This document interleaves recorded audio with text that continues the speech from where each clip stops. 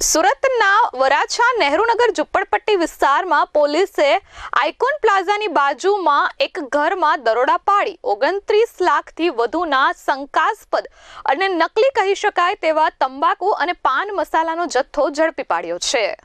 SOG પોલીસને બાતમી મળી હતી કે શહેરના અમુક વિસ્તારોમાં ગલ્લાઓ પર નકલી તંબાકુ અને પાન મસાલા વેચાઈ રહ્યા છે, જેથી પોલીસે તપાસ હાથ ધરી હતી। આ દરમિયાન વરાછાના નહેરુનગર ઝુંપડપટ્ટી વિસ્તારમાં એક અવાવરૂ ગલીમાં એક ગોડાઉન પર દરોડા પાડવામાં આવ્યા હતા। પોલીસે ત્યાંથી બ્રાન્ડેડ નામવાળા નકલી તંબાકુ અને પાન મસાલાના જથ્થો કબજે કર્યો હતો।